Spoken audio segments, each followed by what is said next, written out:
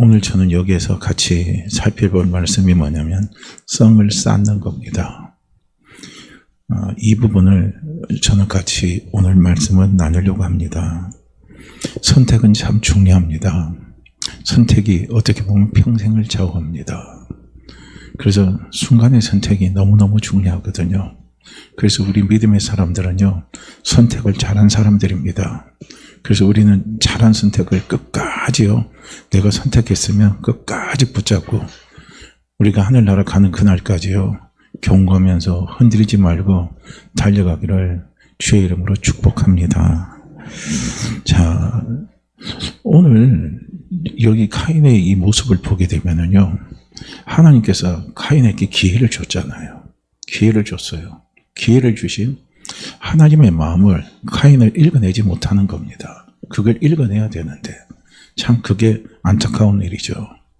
오늘 우리도 예배를 드리면서 성령께서 우리에게 부어주시는 은혜가 뭐냐면 자꾸 말씀을 들을 때마다 거기서 하나님의 마음을 읽는 게 중요합니다. 아, 하나님의 마음이 이런 것이었구나. 아, 하나님의 마음이 이런 것이었구나 하는 것을요, 우리가 자꾸 예배를 드리면서요, 말씀을 들으면서 그것을 읽어내는 게 중요한 거예요. 우리가 읽어내면 선택을 하면 되는 거거든요. 그런데 읽어내질 못하면 선택의 여지가 없습니다. 왜 그러냐면 내가 깨달지 못했기 때문에. 저도 선택하지 못하는 건요, 참 이 제품이 좋은지 나쁜지요, 갈부지 안 될 때, 분간이 안 될 때는요, 어떻게 선택할 수가 없어요. 그런데 제품이 좋고 나쁜 것이 분명하게 제가 분간이 되게 되면 좋은 제품을 선택할 수가 있어요. 이거예요. 그러니까 오늘 카인도 하나님과 만나는 대면이 있었어요. 그죠? 그러니까 카인도 하나님과 만나는 예배가 카인에게도 있었단 말이에요. 근데 중요한 것은 뭐냐면 예배를 드렸지만 카인은 하나님의 마음을 읽어내지 못한 겁니다. 오늘 우리가 교회 나와서 하나님 앞에 어떻게 보면 지금 코로나 전국이기 때문에 우리가 일주일에 딱 한 번, 우리 교회 같은 경우는 일주일에 주일 예배 지금 한 번밖에 못 드리잖아요. 그리고 이제 오후에 이제 저녁에 9시 기도회는 나오신 분들은 꾸준히 나와서 9시 기도회 하십니다. 저하고 함께 하면서 이제 기도하고 그렇게 하는데, 그렇지 않고서는요, 우리가 지금 하나님 앞에 예배 드리는 예배가, 공식적 예배는 지금 딱 한 번밖에 없어요. 근데 이 귀중한 예배 때 우리가 예배를 드리면서 하나님의 마음을 잘 읽어내면, 그러면 거기서 우리가 선택을 매 순간순간마다 잘해야 되는데, 그렇지 못하면 하나님은 만나는 것 같은데 뭐 때문에 하나님을 만났는지를 몰라요. 이건 우리가 또 다른 말로 한다면 내가 무엇 때문에 오늘 예배 드리러 왔는지를 모르는 거예요. 그리고 돌아가 버리는 거예요. 그리고 어떻게 합니까? 자기 뜻대로, 자기 방식대로, 자기 삶을 향해서 자기 선택으로 달려가 버리는 겁니다. 이것이 너무너무요, 어떻게 생각하면 참 아깝고 안타깝고 힘들고, 참 또 다시 깊이 생각해 보면 눈물 날 일입니다. 그래서 우리 성도님들은요, 예배 때 이렇게 하나님의 마음을 잘 이렇게요, 헤아려서 읽을 수 있는 은혜를 달라고 자꾸 기도하시면서 예배를 드리시기를 다시 한번 주의 이름으로 부탁을 드립니다. 자, 카인입니다. 카인은 여호와 앞을 떠나서 에덴 동쪽 롯 땅에 거주하더니 이렇게 있어요. 그러면 여기서 롯이라는 땅에 거했다 그랬죠. 그래서 롯이라는 이거 원래 이름이 뭐냐면, 롯은 어떤 이름이냐면 유리하다, 방황하다라는 의미가 롯입니다. 그러니까 벌써 성경은요, 그 지명을 통해서 우리는 그 사항을, 심리를 이해할 수가 있는 거예요.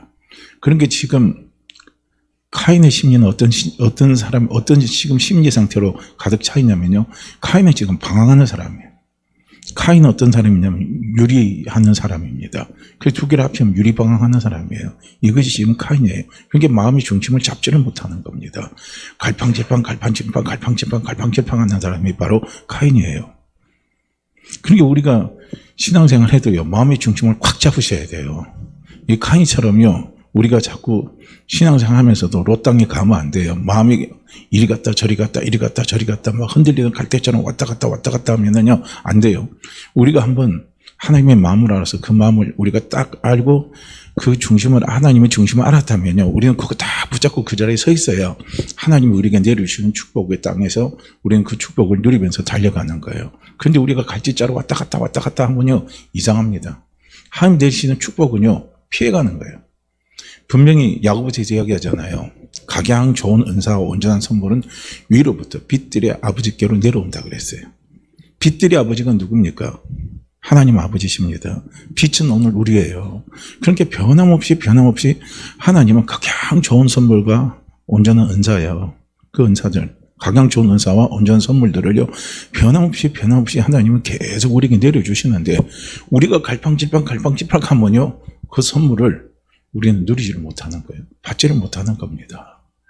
이게 지금 이제 문제가 되는 거죠. 카인이 롯 땅에 거했어요. 그리고 아내와 동침하며 그가 임신하여 에녹을 낳은지라 그랬거든요. 그래서 이 에녹이라는 이름은 어떤 의미를 가니? 에녹은 전수자라는 의미가 있고요. 에녹은 또 다른 말로 시작하면 동사적인 의미로 보면 시작하다라는 의미가 바로 에녹입니다. 그러면 카인이 자기 아들을 낳았는데 에녹이라고 이름을 지었어요. 성경은 동명이인이 많아요. 여기는 카인의 계보에서 나올 때 에녹은 바로 카인의 직계자손이고, 그리고 또 아담의 계보에서, 셋의 계보에서 내려오게 되면 아담의 7세 손이 누구냐면 에녹입니다. 그 에녹은 누굽니까? 하나님과 함께 동행한 사람이에요. 그리고 산채로 들림받은 사람이, 이 사람이 에녹이에요. 그러니까 우리는 이것을 구분을 해야 돼요. 이 에녹이 바로 또 아담의 7세 손 에녹이라고 착각하면 안 돼요. 여기는 카인의 아들 에녹을 이야기하는 거예요. 그래서 에녹인데, 이 에녹은 전수자, 에녹은 시작하다라는 말의 의미를 가지고 있습니다. 그러면 카인이 자기 아들을 낳는데 이름을 에녹이라 그랬어요. 우리 같으면 어떻게 합니까? 이름을 지으면, 저도 우리 애들 낳아서 이름을 딱 질 때요, 제 신앙의 고백이 들어가고 제 신앙의 축복이 여기서 들어가요. 그러면 주영이라 하면 주님께 영광 돌리는 삶을 살아라, 그게 제 마음이에요. 그 다음에 희상이라 하면 뭡니까? 복을 나눠주는 사람이 되라. 우린 복의 근원이니까. 그래서 희상이라는 이름을 지어주는 거예요. 이름에는요, 다 그게 뭡니까? 내 마음의 소원이 있고 내 신앙의 고백이 있는 거예요. 근데 여기서 카인은 분명히 하나님을 아는 사람이었어요. 그럼에도 불구하고 카인은 선택을 잘못한 겁니다. 올바른 선택을 못하는 거예요. 롯 땅에 거했다라고 하는 이 롯이라는 단어를 통해서 보더라도 이 카인이 선택한 땅은 뭡니까? 유리방황하는 땅이에요. 이게 이 세상의 땅입니다.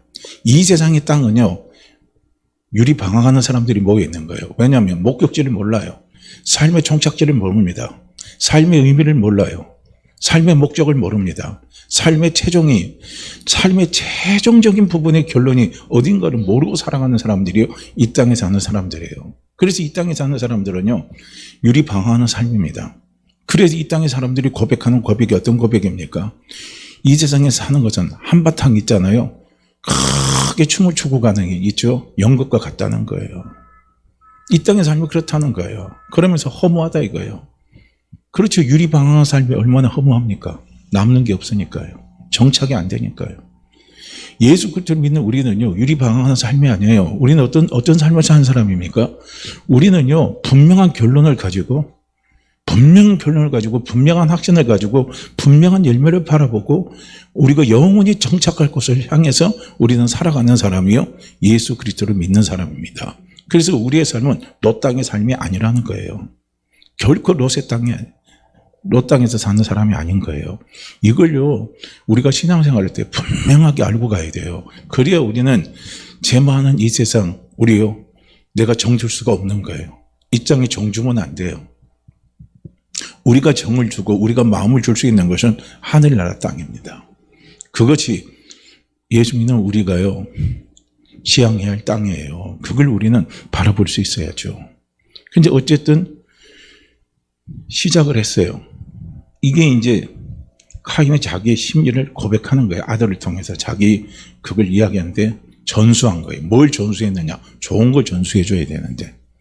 그러니까 여기 하다 보면요, 우리가 어버이날 못한 소리 여기 다 나와요. 어버이 주일날 안 해도 나온 소리가 다 나올 수 있거든요. 전수를 해줘야 돼요. 우리 믿음의 사람들은요, 자녀들에게 무엇을 전수해 줄 수 있어야 됩니까? 유리 방황하는 사람들이 살아가는 이 세상의 가치를 자녀들에게 전수하면 안 돼요. 그걸 유산으로 물려주면 안 되잖아요. 그래서 이 땅에서 유리 방황하는 사람들은요, 이 땅에 눈에 보이는 게 전부인 줄 알고 그것만 자꾸 전수해 주려고 그러는. 그게 무엇입니까? 물질. 야, 돈만 있으면 돼. 야, 건강만 하면 돼. 야, 오래오래 살면 돼. 그 다음에 또 어떻게 합니까? 네 가족만 잘 되면 돼. 뭐 다른 게 뭐가 필요 있어. 딱 그렇게 하고 그것만 전수시키는 거예요. 그런데 정말 믿음의 사람은요, 돈이 없어도 괜찮아. 병들어도 괜찮아. 가족에 문제가 좀 있으면 어때? 가정에 문제가 좀 있으면 어때? 그 모든 문제를 다 극복하고 이겨나갈 수 있는 최고는 뭐냐? 돈 없어도 걱정 안 해도 돼. 돈이 인생의 전부가 아니야. 건강이 인생의 전부가 아니야. 오래 사는 게 인생의 전부가 아니야. 인생의 전부가 가정이 인생의 전부가 아니야. 자녀가 인생의 전부가 아니야. 정말 내 인생의 최고의 전부는 내가 살아보니까 하나님 아버지를 믿고 사는 거더라. 그것이 내 인생의 전부더라. 그것이 내 삶의 전부더라. 그것만 있으면 되더라. 그것만 있으면 안 되는 것 같은데 되더라. 가정이 무너지는 것 같은데 가정의 회복이 되더라. 너희들이 힘들어서 괴로워서 방황할 때 나도 힘들고 괴로웠지만 그러나 하나님 아버지를 믿고 내가 계속 기도하니까 결국 하나님이 너희 길을 인도하고 너희들을 책임져 주고 너희들을 바르게 주관해 주시더라. 그건 네 힘으로 되는 게 아니더라 이거예요. 그러면 네가 지금 이 자리에 서고 지금 네가 방황하고 있다 할지라도 나는 확실해. 나는 분명히 믿어. 뭐냐면 하나님 아버지가 너를 지켜주신다. 하나님 아버지가 네 편이 되어주셔서 지금 너를 반드시 도와주고 계신다는 걸 나는 믿어. 그렇기 때문에 너는 어떻게 해요? 하나님 아버지가 있기 때문에 내 기도가 있기 때문에 하나님이 내 편이기 때문에 너는 반드시 잘 되는 사람이야. 너는 반드시 잘 되는 사람이야. 너는 반드시 잘 될 거야. 그거예요. 저도요, 매일같이 저녁에 나와서 기도해요. 기도하면서 성도님 이름 한 분 한 분 다 불러가면서 한 분 한 분 다 기도합니다. 그럼 어떤 때는요, 기도하다 보면 한 분 한 분 기도하다 보면 매일 반복되는 기도가 나와요. 그러다 보면 어떤 때 조금 식상해서 기도가 조금 이것이요, 좀 힘들어질 때가 있어요. 그럴 때 참 놀랍게 하나님이 우리 성도님들 한 분 한 분 놓고 기도를 하다 보면요, 그분들 한 분 한 분을 향한 하나님의 마음을 읽게 해주셔요. 그게 참 하나님 앞에 감사하더라고요. 그러면서 다시 어떻게 합니까? 붙잡고 한 분 한 분을 붙잡고 기도하면서 달려가는 거예요. 이게 참 중요해요. 뭘 전수하느냐 이거예요. 그런데 참 안타깝게도 카인은 전수를 했는데 어떤 전수를 하는 사람의 시작이냐 이거예요. 하나님 없는 삶, 하나님 떠난 삶, 인간 중심으로 살아가는 삶, 하나님을 피하는 삶, 유리방황하는 삶, 그 삶을 전수하는 전수자의 시작이 누구냐면 그게 바로 카인입니다. 그러니까 카인이 하나님을 만나도 헛만난 거죠. 오늘 우리가 똑같이 예수 그리스도를 믿고 하나님 앞에 나와 예배를 드리지만은요, 우리는 카인과 같은 사람이 되면 안 되죠. 카인과 같은 우리가 믿음의 삶을 살면 안 된다는 거예요. 그건 믿음의 삶이 아니죠. 이걸요, 우리는 바로 볼 수 있어야 된다는 거예요. 그래서 오늘 저는 본문의 제목이 뭐냐면 하나님의 마음과 사단의 전략입니다. 그래서 하나님의 마음입니다. 오늘 이 카인의 사건을 통해서 하나님의 마음이 어디 있느냐 이거예요. 하나님의 마음은요, 우리를 향한 하나님 아버지의 마음은요, 성을 무너뜨리는 거예요. 성을 무너뜨리는 겁니다. 할렐루야. 카인은 하나님 앞에 성을 쌓았어요. 왜 성을 쌓았느냐? 하나님을 오해했잖아요. 자기가 하나님 앞에 나와서 예배를 드렸어요. 근데 자기의 예배를 하나님이 받으시지 않은 거예요. 자기의 재물을 하나님이 받으시지 않았어요. 거기에서 카인의 마음이 꽁 해가지고 하늘을 향해서 마음을 닫아버렸습니다. 성을 쌓아버렸어요. 그리고 더 극장적인 것은 무엇이냐면 그 결과로 카인은 자기 앞에 나타난 죄의 유혹을 이기지 못하고 죄를 다스리지 못하고 어떻게 했습니까? 자기 아우 아벨을 죽여버린 거예요. 그래서 더 큰 살인죄를 저질러 버렸습니다. 그런 그에게 하나님은 끊임없이 뭘 합니까? 하나님의 사랑을, 하나님의 구원의 손을 하나님의 카인에게 계속 내미는 거예요. 그것이 뭐냐면 카인이 죄책감에 빠져 있을 때 얼마나 두려움이 그에게 찾아오겠습니까? 죄책감은 참 무서운 겁니다. 너무너무 무서운 거예요. 우리가 죄책감에서 벗어나지 못하면요, 우리 인생을 성공할 수가 없어요. 우리가 죄책감에서 벗어나지 못하면 우리 신앙의 삶을, 성공하는 신앙의 삶을 살 수가 없습니다. 내 인생이 항상 죄책감에 사로잡혀 있으면요, 내 인생이 불안해요. 늘 내 인생이 암울합니다. 잘 되다가도요, 죄책감이 막 사로잡혀갖고 그 죄책감이 발동이 시작하면요, 내 인생이 어느 순간에 다 무너지고 내 사업이 어느 순간에 다 무너지는 것처럼요, 그런 두려움이 쫙쫙 밀려옵니다. 그 죄책감이라는 게 참 무서운 거예요. 그러니까 카인에게 몰려오는 죄책감은 뭡니까? 내가 내 동생을 죽였으니 다른 사람들이 나를 보면 살인자로 그럴 것이고 다른 사람들이 나를 향해서 보복해 온다 이거예요. 그래서 나를 죽일 수도 있다는 이런 죄책감에 대한 두려움이 카인에게 확 밀려왔잖아요. 그럴 때 하나님이 손을 내뻗치잖아요. 그 죄책감에서 벗어날 수 있는 손을 내뻗쳐 주시고 그 길을 하나님은 제시해 주셨어요. 그게 뭡니까? 카인에게 표를 줬다는 거예요. 그 표는 카인만 볼 수 있는 표뿐만 아니라 카인을 만나는 사람마다 다 볼 수 있는 표예요. 그 표가 어떤 표입니까? 카인을 죽이는 자는 내가 가만히 두지 않겠다는 거예요. 이것이 하나님이 카인에게 주신 표예요. 이 표를 하나님이 카인에게 주시면서 그 두려움과 죄책감에서 벗어날 수 있도록 하나님께서 구원의 손길을 베푸신 거예요. 사랑의 손길을 베푸신 겁니다. 이건 카인이 원한 것도 아니에요. 일방적으로 하나님께서 베푸신 은혜예요. 누굴 보고요? 카인을 보고. 카인이 잘나서 그런 거 아니에요. 카인, 죄책감에 사로잡혀 있는 카인을 보니까 하나님이 너무 마음이 안쓰러운 거예요.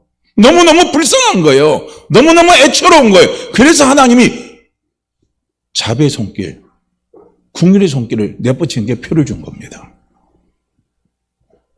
그걸 카인이 잡았어야 되는 거예요. 그걸 붙잡았어야 되는 거예요. 그런데 카인은요, 그런 하나님의 사랑에 대해서 카인은요, 깨달지 못한 겁니다. 왜 하나님이 이 표를 나에게 줬을까? 왜 하나님이 이 표를 나에게 줬을까? 그런 생각을 카인은 하질 못하는 거예요. 하나님의 마음을 헤아리지 못하는 거예요. 오늘 우리가 신앙생활할 때 항상 신앙의 초보 단계에 있는 사람은 어떤 상태로 머물러 있냐면요, 내 아픔만 생각해요. 내 힘든 것만 생각해요. 항상 나는 신앙생활할 때 하나님 왜 나에게는 맨날 이런 어려움만 줘요? 왜 내 인생은 맨날 이렇게 힘들어요? 왜 내 인생은 되는 것 같다가도 왜 안 돼요? 나만 제일 불쌍한 것 같고 나만 제일 비참한 것 같고 항상 하나님 앞에 뭡니까? 자기의 아픔, 자기 힘든 거, 그리고 하나님이 자기를 힘들게 했다고 자꾸 그렇게 해요. 오해만 하는 거예요. 그거 아니잖아요. 아니에요. 그건 아니잖아요. 우리가 성숙하는 신앙이라는 것, 신앙이 점점점 성숙해 간다는 의미는 뭐냐면요, 내 중심에서 하나님 중심으로 바뀌는 거예요. 그게 성숙한 신앙입니다. 신앙이 성숙하지 못하고 신앙이 자꾸 퇴보되면 퇴보될수록요, 신앙생활이 20년, 30년 해도 신앙이 퇴보가 되면요, 어떤 현상이 나타나냐면 내 중심이 돼버려요. 내 중심이 돼요. 하나님 중심이 안 되는 거예요. 내 중심은 내 마음대로 사는 거예요. 하나님 중심은 뭡니까? 하나님의 마음을 이해하고 그 마음을 따라서 사는 것이 하나님 중심의 삶입니다. 이것이 이제 신앙이 성숙되면 그렇게 가는 거예요. 근데 신앙이 성숙되지 않으면 내 중심으로 가버리는 거예요. 그런데 카인은요, 철저하게 자기 중심이거든. 그러니까 하나님께서 왜 표를 주셨을까? 이걸 생각을 못 하는 거예요. 이걸 생각을 못 하니까 하나님이 그 구원의 손길, 사랑의 손길, 은혜의 손길을 카인은요, 잡지 못하고 뿌리쳐버린 거예요. 그것의 시작이 누구냐? 카인이에요. 그래서 자기 아들을 낳아서 이름을 지었는데 그 이름을 에녹이라고 지은 겁니다. 전수자. 그러니까 카인이 자기 아들을 에녹에게 그런 걸 전수했으니까 에녹도 뻔하잖아요. 에녹도 자식을 낳으면 뭘 전수하겠습니까? 하나님 떠나는 삶, 하나님과 함께하지 않는 삶, 그 삶이 좋은 것이다. 그 삶이 아름다운 것이다. 인생은 네 멋대로 사는 게 정말 멋진 삶이다. 인생은 네 멋대로 가려고, 인생은 네 중심으로 멋지게 플랜을 짜고 멋지게 한번 살아가 봐라. 너는 반드시 잘 될 거예요. 이게 뭡니까? 카인이 자기 아들 에녹에게 전수한 거예요. 에녹은 그걸 그대로 또 갖다가 또 어떻게 합니까? 전주를 하는 거예요. 그래서 그걸요, 어떻게 합니까? 에녹을 낳고 그리고 카인이 성을 쌓았어요. 카인이 성을 쌓았는데 그 성의 이름을 무엇이라고 그랬습니까? 에녹성이라고 부르는 거예요. 에녹성. 성 쌓는 거예요. 성을 쌓는 거예요. 그러니까 이 성을 쌓는 건 두 가지가 의미가 있잖아요. 인간을 향해서 성 쌓는 게 있고요, 또 하나님을 향해서 성 쌓는 게 있어요. 영적으로 성을 쌓는 게 있는 거예요. 그 다음 육적으로 성 쌓는 게 있습니다. 사람은 두 가지를 다 하고 있어요. 하나님을 떠나서 유리방황하는 사람은 그렇게 다 해요. 두 가지 성을 쌓는 거예요. 그러니까 사람이 성을 쌓을 때요. 어떤 사람이 성을 쌓습니까? 두려움에 사로잡혀 있는 사람이 성을 쌓는 거예요. 콤플렉스에 꽉 사로잡혀 있는 사람이 성을 쌓습니다. 우리가 신앙생활 할 때요. 내성 쌓기 위해서 신앙생활하면 안 됩니다. 그건 나중에 하나님 앞에요. 보상을 못 받아요. 내성을 쌓지 마시길 바라요. 그 내성이라는 것은 뭐냐면요. 내가 내 스스로를 보호하기 위해서, 내가 내 스스로의 부끄러움을 감추기 위해서, 그래서 성을 쌓는 게 그게 내성을 쌓는 거예요. 그래서 보면 사람들이 보면요. 성 쌓는 사람이 다양해요. 어떤 사람은 교회에서 신앙생활 열심히 하는 것 같은데 나중에 보니까 열심히 아니에요. 자기 성을 쌓는 사람입니다. 그건 뭐냐면 다른 사람들에게 인정을 받고 싶은 게 있어요. 목회자에게 인정을 받고 싶은 거. 왜냐하면 그 사람은 뭡니까? 평생 살아가면서 사람들한테 인정을 받지 못해서 인정에 대한 욕구가, 갈망이 꽉 쌓여 있는 사람이 있을 수 있어요. 그래서 그 성을 쌓으려고 합니다. 그러다가 그 성이 쌓이자는 것이 허락이 안 되면 그 성이 무너져요. 무너지면 어떻게 합니까? 그게 교회 와서 신앙생활 하다가 그게 보상심리라는 거죠. 보상심리가 채워지지 않으면 무너집니다. 그러면 교회 공동체를 힘들게 만들어요. 그 다음에 세상을 향해서 또 성을 찾는 사람이 있어요. 그건 뭐냐면 자기 콤플렉스, 자기 두려움, 외모에 대한 콤플렉스를 가지고 있어요. 물질에 대한 콤플렉스를 가지고 있어요. 그 다음에 뭡니까? 건강에 대한 콤플렉스를 가지고 있어요. 그러면 사람들은 그 콤플렉스를, 자기의 그 약점을, 자기의 부족함을, 자기의 어떤 그 두려움을 감추기 위해서 사람들이 성을 쌓는데, 성을 쌓는 형태가 다양합니다. 어떤 사람은 지식으로 성을 쌓아요. 열심히 막 공부합니다. 막 열심히 공부해요. 그래서 막 누구하고 이야기하면요 절대 지식으로 딸리질 않아요. 이론으로도 딸리지 않습니다. 그래서 막 그것만 갖고 착착착착착 이야기해요. 그러면 막 누가 들어보면 야, 저 사람 똑똑한 사람이야. 저 사람 되게 박식한 사람이야. 그리고 저 사람은 공부도 열심히 하는 사람이야. 문제는 뭡니까? 내성을 쌓기 위해서 한 사람이 있어요. 실제로 그런 사람이 많더라고요. 저도 그런 사람을 만나봤고요. 저도 그거 깜짝 놀랐어요. 그 안에 있는 콤플렉스가 그렇게 큰 줄은 몰랐어요. 그 콤플렉스를 감추기 위해서요 성을 쌓더라고요. 사람이 물질을 왜 돈하고 삽니까? 저도 주변에 그 사람 봤어요. 자기가 배운 것에 대한, 가방끈이 짧은 것에 대한 콤플렉스가 있어요. 그러니까 항상 자기 주변에는 가방끈이 긴 사람이 있어요. 그러니까 가방끈이 작은 자기가 가방끈이 긴 사람하고 같이 살아가면서 콤플렉스를 느끼는데 그 콤플렉스를 감추기 위해서 성을 쌓는데 이 사람은 물질로만 막 갖다 채워버리는 거예요. 사업을 기가 막히게 잘합니다. 돈을 기가 막히게 잘 벌어요. 그래놓고 나타나서 하는 소리가 뭡니까? 공부 많이 하면 뭐해? 돈도 못 버는데. 만나면 그 사람들이 그런 소리예요.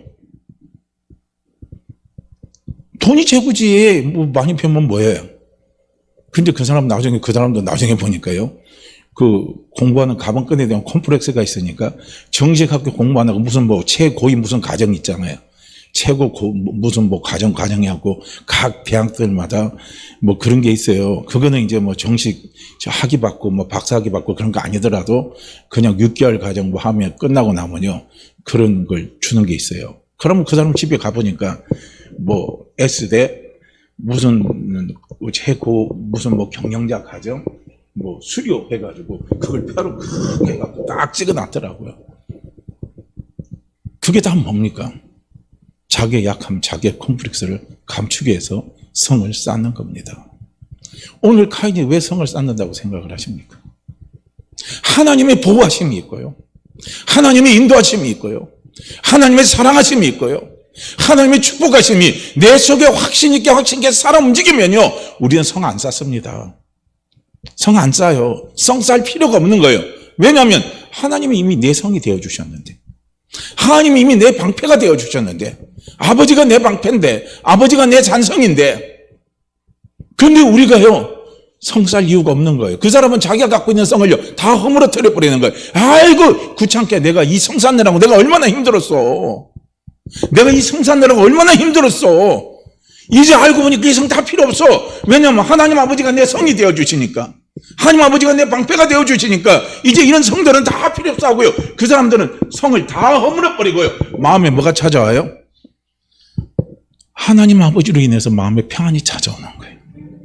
마음의 자신감이 찾아오는 거예요. 마음의 두려움이 사라져버리는 거예요. 우리가 신앙생활할 때요, 이런 은혜가 자꾸 임해야 된다는 거예요. 세상의 어떤 모습으로, 어떤 악마 같은 모습으로, 아니면 어떤 어느 사장 같은 모습으로 나를 향해서 집어삼키려고, 나를 향해 집어삼키려고 달려온다 할지라도요, 우리에게는 하나님 아버지가 내 성인이 되시면 그런 건 문제가 안 돼요. 그런 건 문제가 안 돼요. 우리는 그냥 무장해제가 돼버리는 거예요. 신앙 안에서 하나님이 나의 산성이 되셔서 우리가 신앙생활하면요, 우리는 모든 게 다 무장해제가 돼요. 무장해제는 얼마나 편한데요. 무장을 하고 사는 건요, 정말 힘들어요. 뭐 제가 또 군대 이야기해서 죄송하지만요, 저도 군대 생활 그렇게 잘한 사람 아니고요, 저도 엉망으로 한 사람인데요.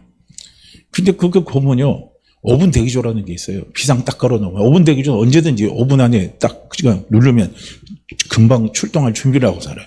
그러니까 그 5분 대기조 하면요, 군장하고 옷하고 다 군합발 다 신고 그냥 딱 출동할 준비 자세로 잠을 자요. 그러니까 잠을 깊이 잘 수 있습니까? 군화 신고 잠자니 얼마나 힘들어요. 군복 다 입고 자니 얼마나 힘이 들어요. 다 무장 다 하잖아요. 이게 다 하고 자니까 얼마나 힘이 듭니까? 잠 하나 편지할 수 있어요? 잠 못 잡니다. 그런데 5분 대기조 딱 편해가지고 딱 거기서 해방되면요, 뭐 군화도 필요 없고 뭐 군장도 안 꼬려도 되고 그냥 평상복으로 편안하게 입고요. 그리고 잠은 세상 편합니다. 우리가 하나님 아버지로 인해서 우리 인생에 무장해제가 되면요, 너무 편하고 너무 좋은 거예요. 그래서 하나님 아버지는 자꾸 우리의 그 쌓아놓은 성을 하나님 아버지는 무너뜨리기를 원하시는 거예요. 그 성을요, 무너뜨리기를 원하시는 겁니다. 이걸요, 우리는 좀 알 수 있어야 되는 거예요. 그래서 하나님께서 특히요, 우리가 성을 쌓을 때, 아까 제가 말씀드린 거는 육적인 성을 이야기하지만요, 이 영적인 성은 더 무서운 겁니다. 영적인 성은 뭐냐면 하나님과의 관계를 단절시키고 하나님과 담을 쌓는 거예요. 이게 얼마나 무섭습니까? 이게 하나님 떠난 삶이에요. 지금 카인이 지금 그런 삶을 사는 겁니다. 사람이 무서워서 성을 쌓고요, 하나님의 도움의 손길을 또 뻗쳐줬는데도 불구하고 하나님의 도움의 손길을 자기가 거부하고 자기 스스로 성을 쌓아버리는 거예요. 오늘 하나님 아버지하고 나하고 함께 하려고 하다 보면요, 함께 하고 싶어요. 하나님은 또 우리와 함께 하고 싶습니다. 하나님은 사랑이십니다. 그리고 우리는 하나님의 사랑을 듬뿍 받기를 원하잖아요. 그래요, 안 그래요? 하나님은 축복의 하나님이십니다. 복의 근원이셔요. 우리는 그 복의 근원이시는 하나님의 그 축복을 우리는 많이 받으면서 누리면서 살기를 원하잖아요. 그렇습니다. 그런데 중요한 건 뭡니까? 하나님과 우리 사이에요, 이런 것처럼 가름막이 있으면은 하나님이 아무리 복을 주고 싶어도 이 가름막, 이 중간에 막힌 담이 허물어져야 되는데 담이 허물어지지 않으면 하나님의 사랑이 우리에게 전달이 안 됩니다. 아무리 우리가 하나님의 축복을 받고 싶어도 하나님과 우리 사이에 막힌 담이 있으면요, 그 담 때문에 하나님의 축복을 우리는 누릴 수가 없는 거예요. 마음은 원이로되 안 되는 거예요. 마음은 원인데 안 되는 거예요. 왜냐? 막힌 담을 허물어 버려야 되거든요. 그 막힌 담이 어떤 것입니까? 하나님과 우리 사이를 막는 막힌 담, 그 막힌 담이 결국은 뭐냐면 죄의 담입니다. 죄의 담이 허물어져야 돼요. 할렐루야. 죄의 담이 허물어져야 됩니다. 이 죄의 담이 허물어지지 않으면 하나님과 우리 사이가 함께 하지 못해요. 소통이 안 되는 거예요. 그래서 계속요, 오해는 오해를 낳고 오해는 오해를 낳는 거예요. 왜 하나님 아버지가 카인에게 구원의 표를 주신 것처럼 오늘 왜 하나님 아버지가 구원의 증표인 예수 그리스도를 우리에게 보내주셨는가? 우리는 다시 한번 생각해 보시길 바랍니다. 왜 예수 그리스도를 보내주셨는가? 왜 예수 그리스도를 보내주셨는가? 왜 예수 그리스도를 보내주셨는가? 우리는요, 그걸 알아야 돼요. 성경에 보면 하나님의 본심은요, 우리를 저주하는 게 아니에요. 하나님의 본심은 우리를 축복하는 겁니다. 우리가 잘 되기를 원하시는 거예요. 그 하나님의 본심입니다. 우리는 하나님의 본심을요, 오해하지 마시길 바랍니다. 자꾸 하나님의 본심을 오해하는, 뭐가 하나님의 본심을, 아버지의 본심을 자꾸 오해하게 만드냐면 죄가 오해하게 만들어버려요. 죄가 오해하게 만들어요.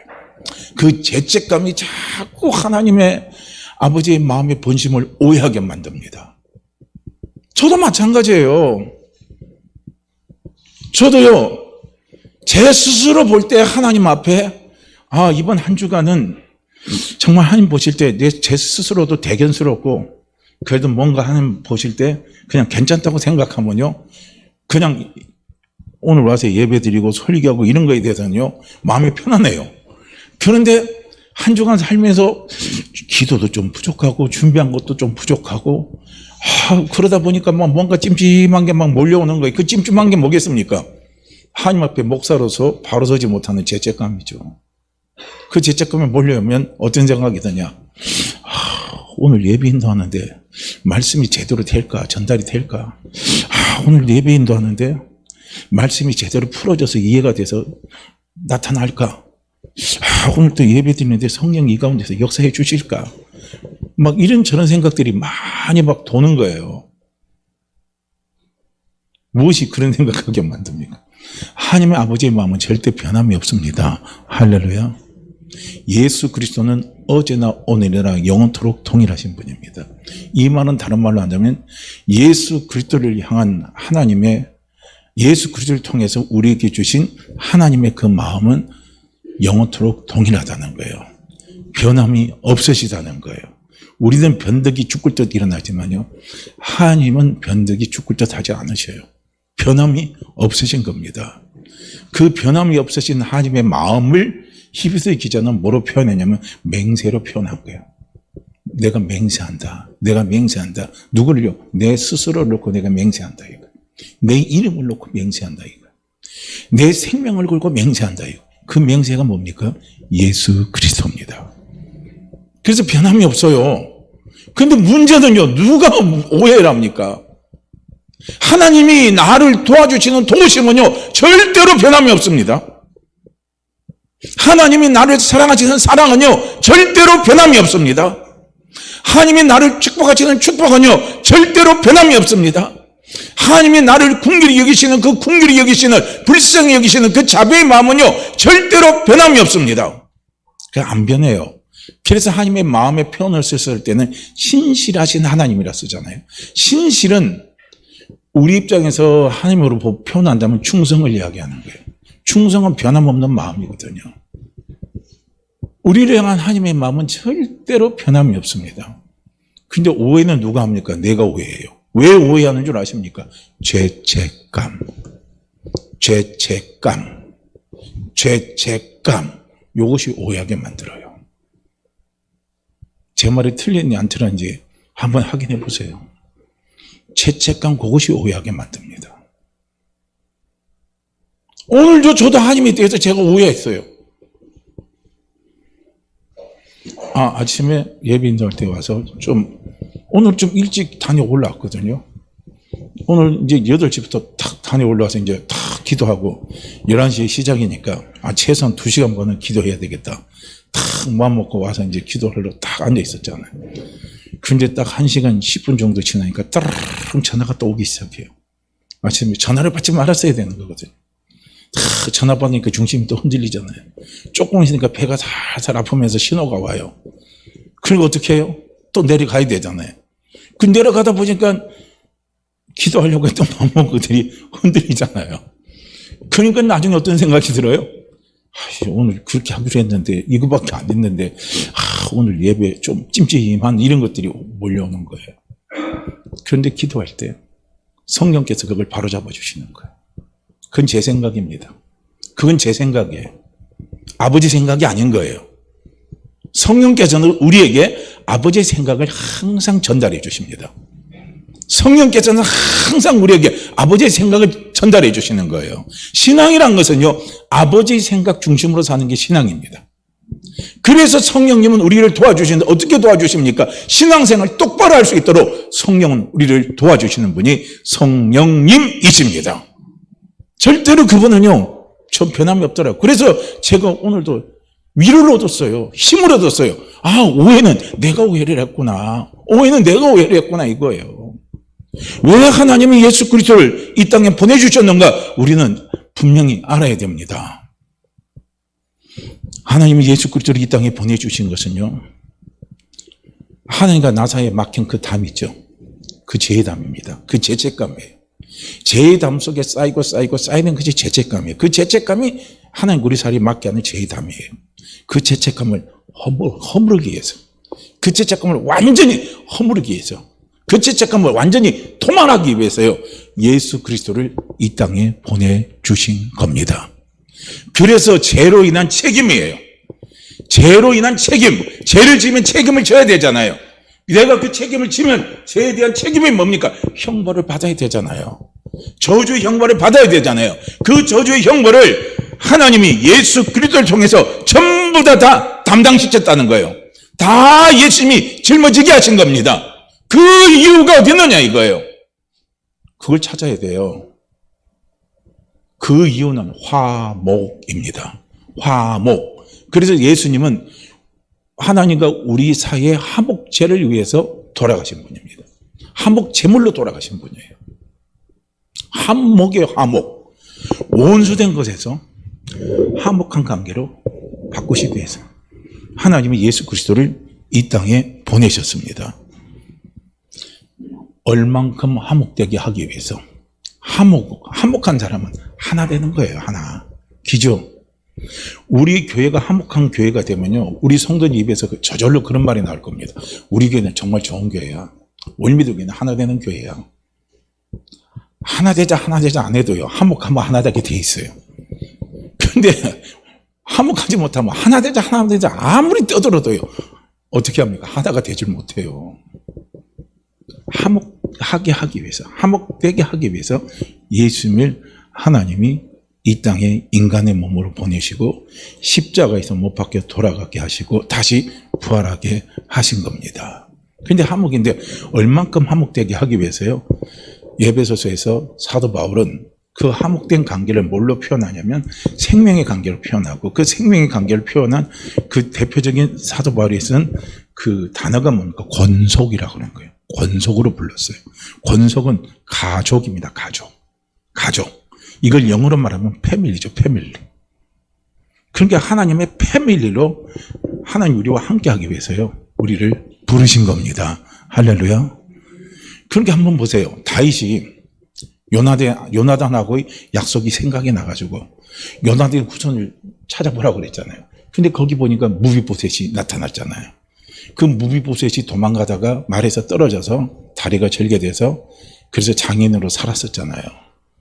그런데 그 무비보셋이 다윗 앞에 끌려왔을 때 무비보셋은 자기 중심에서 무비보셋은 볼 때 자기는 역적의 자식이거든요. 그러니까 다윗 앞에 뭐라고 고백합니까? 개 같은 나라고 합니다. 개만도 못한 나라고 그래요. 그렇게 표현을 하고 있습니다. 그런데 다윗의 입장에서 보면 너는 개만도 못한 자가 아니라 너는 내 자식과 같다 이거예요. 너는 내 패밀리라 이거예요. 왜냐하면 뭐 때문에 패밀리가 됩니까? 무비보셋이 잘나서 패밀리가 되는 것이 아니라 자기 아버지 요나단과의 약속 때문에 그런 거예요. 요나단과 다윗이 약속했죠. 네가 잘 되면 내 자식 보살펴 주는 거고, 내가 잘 되면 내가 네 자식 보살펴 주겠다 이거예요. 책임져 달라 이거예요. 그 약속이요. 하나님과 우리 사이의 약속이 뭡니까? 예수 그리스도를 믿는 우리를 하나님이 화목한 관계로 하시고, 예수 그리스도를 믿는 우리를 하나님의 자녀로 삼아주시고, 예수 그리스도를 믿는 우리를 하나님의 패밀리로 인정해 주시는 거예요. 할렐루야. 이것이 하나님의 약속입니다. 내가 아니에요. 우리는요, 우리 자신이 오늘도 하나님 앞에 나와서 예배드리고 내가 하나님의 패밀리 되는 거 제가 스스로 생각해도 콧등찔리에, 아이씨 무슨 내가 하나님의 패밀리야. 내가 내 봐도 개같지도 못하는데, 개만도 못한 게 난데, 쓰레기만도 못한 게 난데 내가 무슨 하나님의 패밀리야. 그렇죠. 이건 내 중심이에요. 그래서 신앙생활 할 때요, 우리가 기도할 때 그렇게 기도하지 마세요. 하나님, 개만도 못한 내가, 쓰레기만도 못한 내가 오늘 이 시간 나와서 하나님 앞에 예배 드릴 수 있도록 은혜를 주시니 감사합니다. 개만도 못한, 쓰레기 못한 나를 그 단어만 쓰면 안 돼요. 개만도 못하고 쓰레기만도 못한 나를 거룩하신 우리 주 예수 그리스도를 통해서 저를 하나님의 패밀리로 만들어 주시니 감사하고, 하나님이 저희 아버지가 되어주시니 감사하고, 예수님이 내 신랑이 되어주시니 감사하고, 성령님 우리 어머니와 같이 되어주셔서 감사합니다. 그래서 오늘 이 시간도 그 감사하는 마음으로 하나님 앞에 나와 예배 드릴 수 있도록 은혜를 주시니 감사합니다. 이게 진짜 고백이죠. 근데 맨날 그 뒤에는 다 빼먹고 개 같은 나, 쓰레기만 못한 나, 맨날 그것만 고백하면 하나님이 마음 편하겠습니까? 너는 내 자식을 보고 내 패밀리를 보는데 맨날 입에서 나면 제가 하나님 패밀리예요? 저는 개만도 못합니다. 쓰레기만도 못합니다. 처음에 한두 번 들을 때는 그래도 하나님이 개떡하게 보겠지만은 나중에 계속 그 말만 반복해 보세요. 얘가 진짜 나를 믿는 애야? 그렇게 생각 안 하겠습니까? 그게 좋은 건 아니거든요. 화목한 관계, 패밀리예요. 우리는 패밀리. 그 패밀리도 어떤 패밀리입니까? 우리는 로얄 패밀리입니다. 할렐루야. 그래서 우리는요, 왕족이에요. 왕 같은 제사장입니다. 할렐루야. 그래서 우리는 기름 부은 사람이에요. 왕 같은 제사장으로 우리가 기름 부음 받은 사람입니다.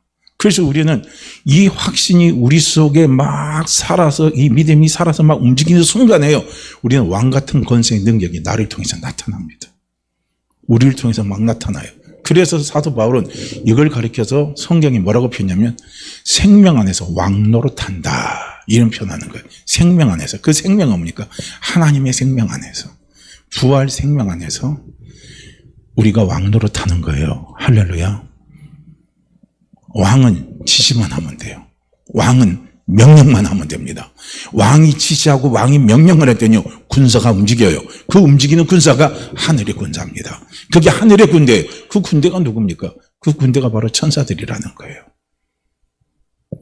이것이 우리 속에 믿음으로 살아서 믿음으로 충만해지고 믿음으로 뜨거워지고 믿음으로 확신이 되면은요, 우리는 왕 같은 존재로서 우리 이 땅에서요, 우리의 삶을 당당하게 살아갈 수가 있습니다. 그래서 왜 하나님이 나를, 예수 그리스도를 이 땅에 보내주셨는가 하는 그 하나님의 마음을 읽어야 되거든요. 그것은 하나님과 우리 사이가 화목되게 하고 하나님의 가족으로 함께하기 위해서, 함께하기 위해서요. 함께 한다는 것은 뭡니까? 함께 먹고 함께 자고 함께 생각하고 함께 생활하고, 그 다음에 뭐니까 함께 즐거움도 나누고 함께 괴로움도 나누고 함께 보람도 나누고 함께 슬픔도 나누고 다 나누는 게 함께 하는 거예요. 함께는요, 좋은 것만 나누는 게 아니에요. 괴로워도 슬퍼도 힘들어도 허물이 많아도 부족해도 함께 하는 건 늘 함께 하는 게 진짜입니다. 할렐루야. 잘 될 때만 함께 하는 거, 그 함께 하는 거 아니에요. 그건 얍상 맞은 사람이죠. 그렇잖아요. 잘 될 때만 탁 나서 나 너 좋아한다, 너 함께한다 이렇게 해놓고는 내가 힘들고 어렵고 뭐 다른 사람들 공격 빠지고 내가 다른 사람들 욕먹을 때는 코빼기도 안 보여요. 그러면 나중에 그 친구라고 생각합니까? 저 약상 맞은 인간. 그래, 내가 또 잘 될 때는 또 꼬리치고 나타나겠지. 내가 또 안 되니까 다 도망가지, 숨어버리지. 우리 이렇게 생각합니다. 하나님은 내가 잘 되나, 내가 못 되나, 내가 부족하나, 내가 허물이 있으나, 내가 허물이 많으나, 그런 거 다 떠나서 하나님 우리와 함께 하십니다. 그 함께 하는데 하나도 걸림돌이 없도록 만들어 주신 분이 누구냐면 예수 그리스도입니다. 그래서 예수 그리스도는요, 우리의 모든 죄를 십자가에서 다 담당했어요. 그래서 예수 그리스도를 통해서 하나님은 우리의 모든 죄를 다 용서하셨습니다. 분명히 성경에서 말씀하고 있죠. 요한일서 1장 7절 말씀에 보면 그 아들 예수의 피가 우리를 모든 죄에서 깨끗하게 하실 것이요, 그랬어요. 그 아들 예수의 피입니다. 그 아들 예수의 생명입니다. 하나님의 생명이 우리를 모든 죄에서 깨끗하게 하신다 그랬어요. 얼마나 감사합니까? 왜 모든 죄에서 우리를 깨끗하게 합니까? 함께 하기 위해서. 슬퍼도 함께, 못나도 함께, 죄지어도 함께, 허물이 있어도 함께, 당당해도 함께, 훌륭해도 함께, 늘 하나님은 우리와 함께 하기 위해서요, 우리 모든 죄를 예수 그리스도를 통해서 십자가에서 담당하셨습니다. 다시 한번 생각해 보세요. 모든 죄에 예외가 있습니까, 없습니까? 모든 애는 예외가 없는 거예요. 모든 애는 예외가 없습니다. 모든 죄는 다 해당되잖아요. 큰 죄, 작은 죄, 은밀한 죄, 은밀하지 않은 죄, 전부 다 포함되잖아요. 그래요, 안 그래요? 다 포함돼요. 그러니까 이 말은 곧 무엇을 이야기합니까? 하나님과 우리 사이 막힘이 되는 담은 전부 다 내가 없애버렸다. 내가 전부 다 없앴으니까 너는 내 앞에 나올 때는 떳떳하게 당당하게 대로로 나오라 이거야. 그래서 너와 내가 만나자 이거예요. 너와 내가 하나가 되자 이거예요. 하나님 그렇게 길을 쫙 열어놓으신 겁니다. 모든 죄에서 깨끗하게 했어요. 예수 그리스도의 십자가는요, 예수 그리스도의 부활은요, 우리의 모든요 불의에도 용서해 주셨어요. 모든 불의도 다 용서했어요. 여기서 불의는 허물이 들어가는 거예요. 모든 불의입니다. 요한일서 1장 9절 말씀에 보면요, 만일 우리가 우리 죄를 자백하면 그는 미쁘시고 의로우사 우리 죄를 사하시며 우리를 모든 불의에서 깨끗하게 하실 것이요. 모든 불의에서 우리를 깨끗하게 하실 것이요. 분명히 말씀하고 있죠. 뭐가요? 우리가 우리 죄를 자백하면 돼요. 내 죄를 자백하시라는 거예요. 그러니까 이 카인도 어떻게 합니까? 자기가 자기의 죄를 끝까지 숨기고 있었잖아요. 숨기고 있을 때요, 하나님은 구원의 징표를 보여주지 않았어요. 구원의 표를 보여주지 않았습니다. 언제 구원의 표를 카인에게 줬습니까? 자기 죄를 토설하는 거예요. 내가 내 속에 내 아우 아벨을 죽인 죄가 너무너무 크고 내가 너무너무 괴로워서 내가 지금 죽을 지경입니다 하고 입에 토설해서 내니까 하나님이 카인에게 표를 주신 거예요. 우리도 마찬가지인 거예요. 내 죄를 자백하면 돼요. 할렐루야. 자백하면 하나님은 우리를 모든 불의에서 깨끗하게 해주셔요. 모든 허물을 다 용서해 주시는 거예요. 얼마나 하나님 앞에 감사합니까? 그러니까 하나님 앞에 나갈 때 우리는 걸릴 게 없는 거예요. 막힌 담이 없는 거예요. 그 담을요, 하나님은 예수 그리스도를 통해서 그 담을 다 허물어 버리는 거예요.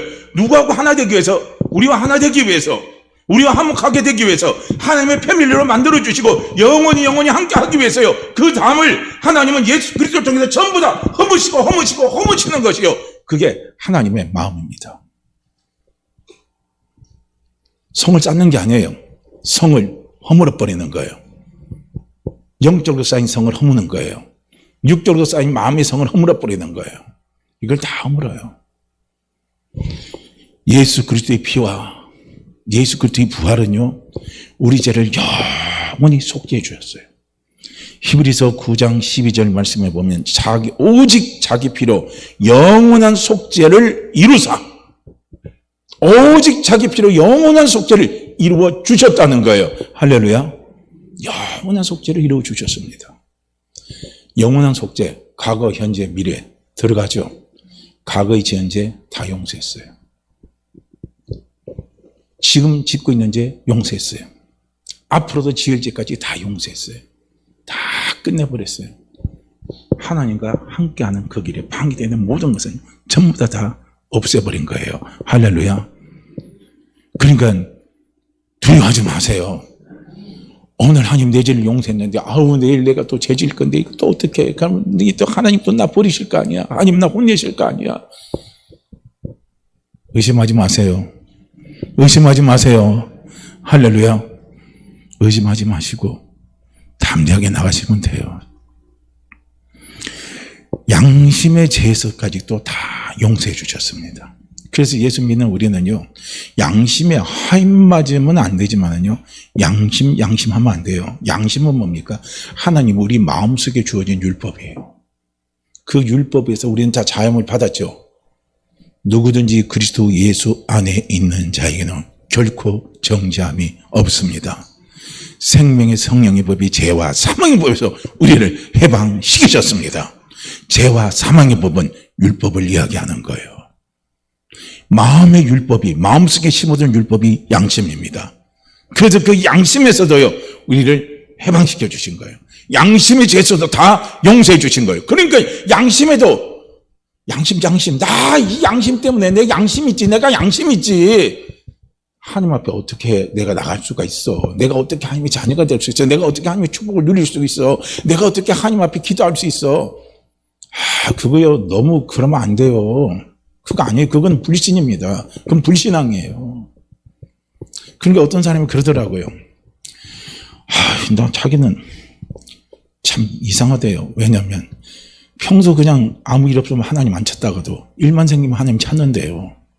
그래서 자기는 좀 문제가 있다고 생각하는 거예요. 뭐가 문제가 있습니까? 그게 신앙이 자라가는 과정이죠. 신앙이 자라는 과정일 뿐이에요.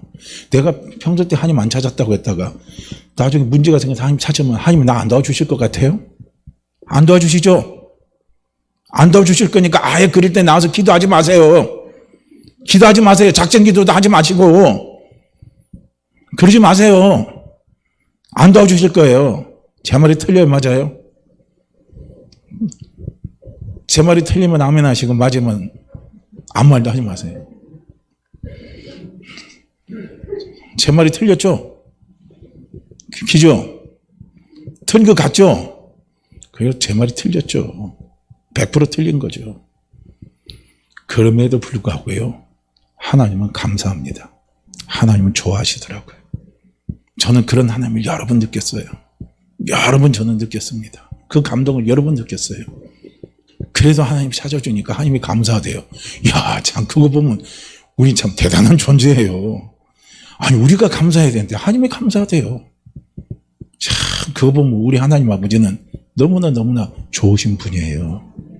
그게 너무 양심에 옥죄이지 마세요. 양심이라는 사슬에 묶여있지 마시기를 바랍니다. 양심에 화인 맞는 거하고는 이게 저는 차원이 다른 거예요. 그래서 히브리서요 9장에서 이야기하고 있어요. 어찌 너희 양심을 죽은 행실에서 깨끗하게 하고 살아계신 하나님을 섬기게 하지 못하겠느냐 그랬거든요. 이 말은 다른 말로 한다면 양심의 죄에서도 하나님께서 자유케 하셨다라고 말씀을 하시는 겁니다. 양심의 죄에서까지도 자유케 했어요. 그러니까 하나님과 우리 사이에 나가고 하나 되는 데는요, 함께 하는 데는 전혀 방해되는 모든요 걸림돌을 하나님은 다 치워버린 거예요. 그래서 성을 다 무너뜨리는 거예요. 이게 하나님의 마음이에요. 너와 나 사이에 막혔던 담에 무너진 그 담이 쌓이는 거잖아요. 담이 쌓이면 그게 성이잖아요. 그 성을 하나님은 전부 다 무너뜨리시는 거예요. 무너지기를 원하시는 겁니다. 할렐루야. 이게 하나님의 마음이에요. 그래서 함께하자. 하나 되자. 가족으로 하나 되자. 내가 네 아빠 돼줄게. 성령님 내가 네 엄마 돼줄게. 예수님 내가 내 신랑 돼줄게. 너는 내 신부 돼. 그래서 우리가 영원히 함께하자. 함께하자 이거예요. 함께하면서 영생 복락을 누리자 하는 것이 이것이 하나님 아버지의 마음입니다. 반대로 사단의 전략은 어떻게 합니까? 성을 쌓는 거예요. 하나님과 성을 쌓게 만들고 사람과 사람과의 성을 쌓게 만들어버리는 거예요. 그래서 우리가 신앙생활을 할 때 하나님의 마음을 알아서 하나님과 관계의 성이 깨어지면요 사람과의 관계의 성도 무너져요. 이게 저절로 다 되게 돼 있어요. 근데 사단은 뭡니까? 성을 쌓게 만들어버리는 거예요. 콤플렉스 때문에 콤플렉스 느끼게 만들어서, 죄책감 느끼게 만들어서, 두려움을 느끼게 만들어서, 불안을 느끼게 만들어서 어떻게 합니까? 자꾸 성을 쌓게 만들어요. 자꾸 성을 쌓습니다. 하나님과 관계의 성을 쌓아버리고 사람과 관계 속에서 성을 쌓아버리고, 그러니까 사람이 어떻게 됩니까? 외톨이가 되는 거예요. 사람이 외로운 거예요. 그래서 외로움의 극치는 어떻게 해요? 자살입니다. 그냥 죽어요. 외로우니까요. 현대인의 고독사가 얼마나 많습니까 지금요. 혼자 성 쌓는 거예요. 콤플렉스 때문에 성 쌓는 거예요. 그렇다고 사람과 사람 사이에요 우리가 또 관계를 하다 보면요 이 사단은 성을 쌓게 만들어요. 우리 육으로 달려가면요 우리 상처를 막 주잖아요. 그러니까 요즘에 저는 보면 참 한편으로 보면 제가 이런 말 하면은 욕도 먹을 수도 있을 수 있겠지만은요 너무 요즘은 반려시대라 그래가지고 짐승들을 너무 사람 이상으로 대우하는 걸 보는 거예요. 왜냐? 짐승들이 낫다는 거예요. 개가 낫다는 거예요. 사람은 개만 또 못하다 이거예요. 아니 솔직히 개만 또 사람이 못합니까? 안 그렇잖아요. 개가 멍청하니까 그렇죠. 이번에 저도 동영상에 보니까 어떤 개 그 스토리가 나오는데 보니까 4년 동안 개가 주인을 기다리고 있더라고요. 한 곳에서 꼼꼼 앉아가지고 4년 동안을. 그래서 나중에 하도 그게 애처로워가지고 어떤 사람이 SNS에다 그걸 올렸대요. 근데 알고 보니까 그 주인이 개를 잊어먹은 거예요. 그래서 4년 만에 찾은 거예요. 개 주인이 오니까. 그런데 그때도 개가 꼬리시면서 가면서 밥도 먹고 막 즐겁게 하더래요. 아니 사람 같으면 그거 4년 동안 그 자리에서 기다리겠습니까? 아이지, 뭐, 나 잊어먹었으니까 이제 난 내가 해야지. 그게 지혜로운 거죠. 걔는 우리보다 머리가 좀 못하잖아요. 그건 인정해야죠. 원래 우직한 사람이 좀 모질한 사람은요, 요령은 안 피우고 충직하게 난 건 맞아요. 그런데 실제로 일 시키고 뭐 하려면 답답한 일이 한두 개입니까? 저도 있어 보니까 제 밑에 군대에 있을 때 있어 보니까요, 그런 애가 있어요. 일을 시켰는데 쓰레기가 이거 2개 딱 들어져 있거든요. 야, 쓰레기 치워. 그러니까 어떻게 치운 줄 알아요? 요거 치워 하니까 요거 하나만 딱 치우고 끝내요. 요건 안 치워. 그래. 왜 요건 안 치웠냐 그러니까. 아니, 상병님 이것만 치우라 그랬잖아요. 그렇게 제가 화가 나요, 안 나요? 화가 엄청 나죠. 야, 임마, 이거 봐서 이거 치우라게 해도 여기 쓰레기 있으면 2개를 다 치워야지, 임마. 이것만 했다고 이것만 하냐, 이거야. 이게 조금 모질한 사람이에요. 근데 제가 군대에 있을 때 제 밑에 거의 뭐 저도 병장 다 다를 때까지 쫄병장을 했는데 그 왔던 그 밑에 그때 온 그 쫄병이 그 정도밖에 머리가 안 돌아가는 거예요. 그러니까 얼마나 제가 데리고 살려니까 힘들겠어요. 말귀를 알아들이는데 말귀를 못 알아먹어요. 대신 시킨 건 꼬박꼬박 하죠. 요건 해요. 요령 안 피우고 요것만 하면 요거 하나만 해요. 요것도 보고 할 줄 알아야 되는데 힘이 드는 거예요. 그 요즘 반려견 시대라 해가지고 너무 이런 부분들이 좀 지나치는 경우가 있다 하는 것을 생각될 때는요, 조금 안타까울 수도 있어요. 그런데 어쨌든 간에 우리는 중요한 것은 무엇입니까? 사람이 중요하죠. 사람이 중요한 거예요. 그런데 사람과 사람 사이의 사단은 뭡니까? 상처를 받게 만들어서 사람과 사람 사이에 성을 쌓게 만들어 버리니까 사람보다 개가 더 좋은 거예요. 사람보다 짐승이 더 좋은 거예요. 왜냐하면 짐승은 상처를 안 주거든요. 상처를 절대 안 줘요. 근데 사람은 상처를 주잖아요. 그렇게 성을 쌓게 만들어 버리는 거예요. 그렇게 외롭죠. 그렇게 힘이 들죠. 그렇게 고통스럽죠. 그렇게 내가 힘들 때 누가 날 도와줄 사람이 하나도 없는 거예요. 그리고 하나님과의 관계 속에서 성을 쌓게 만들어서 아예 하나님은 찾지도 않게 만들어요. 하나님의 존재 자체를요 부인하게 만들어버리고 하나님의 존재가 없다고 생각하게 만들어버리는 거죠. 이게요 사탄이 하나님을 향해서 성을 쌓게 만드는 겁니다. 이게 사탄의 전략. 그래서 사탄의 전략의 최종적인 목표는 뭔 줄 압니까? 죽음입니다. 영원한 죽음, 영원한 저주. 사탄의 전략에 우리가 말려가는 그 순간부터요 우리는 영원히 저주입니다. 이 땅에서도 그렇게 비참하게 살다가 죽고요. 죽고 나서 거기만 있으면 끝납니까? 그렇지 않잖아요. 죽고 나면 또 지옥에 가서 또 고통받고 영원히 살잖아요. 이것이 사탄이 가지고 있는 전략입니다. 그래서 우리는 사탄의 전략과 하나님의 마음을 우리는 잘 알아야 된다는 겁니다. 할렐루야. 그럼 내가 사탄의 전략을 알고 하나님의 마음을 알았다면 우리는 어떤 걸 선택하시겠습니까? 선택은 내 몫이죠. 무엇을 선택하겠습니까? 선택할 수 있기까지요. 바른 선택을 할 수 있도록요. 성령님은 우리에게 분명히 깨달음을 주십니다. 분명히 믿음을 주십니다. 그 깨달음과 믿음을 주셨으면 그 깨달음과 믿음의 결과를 따라서 선택은 누가 해야 됩니까? 선택은 내가 해야 된다는 거예요. 하나님의 마음을 알았다면 나는 그 마음을 따라 살겠다는 것이고 사단의 전략을 알았다면 나는 사단의 전략에 휘말리더라도 나는 그렇게 살아갈 거야 하고요. 그렇게 살아가면 어쩔 수가 없어요. 그래서 전수자가 되세요. 에녹이 되세요. 하나님 없는 삶을 시작하는 내 가정에, 내 집안에 하나님 없는 삶을 시작하는 시작의 사람이 되시든지 하나님 없는 삶을 전수하는 전수자의 시조가 되시든지 그것은 알아서 선택해야 할 문제들입니다. 선택은 결론은 나에게 있습니다. 어떤 선택을 하실 것과는요 나에게 다 달려있어요. 그러나 그 선택을 잘할 수 있도록 도와주시는 분은 성령님이십니다. 오늘 성령님이 선택을 저는 잘해 주실 줄로 믿습니다. 저는 다시 말씀을요 다시 정리해서 간단하게 말씀을 정리해서 결론을 드릴게요. 하나님 아버지의 마음은 성을 허물고 영원히 너와 내가 함께 하자 이거예요. 이것이 하나님 아버지의 마음이고 사단은 뭡니까? 성을 쌓게 만들어서 하나님과의 성을 쌓게 만들고 사람과의 성도 쌓게 만들어서 결국 뭡니까? 마지막 저주의 삶을 살게 하는 것이 이것이 사단의 전략입니다. 선택은 내 몫입니다. 선택 잘하시기를 바랍니다. 자, 우리 이 말씀 같이 읽고 기도합니다.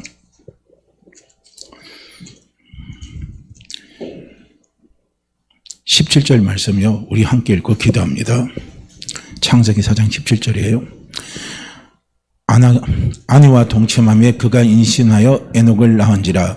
카인이 성을 쌓고 그의 아들의 이름으로 성을 이름하여 에녹이라 하니라. 아내와 동침하며 그가 임신하여 에녹을 낳은지라.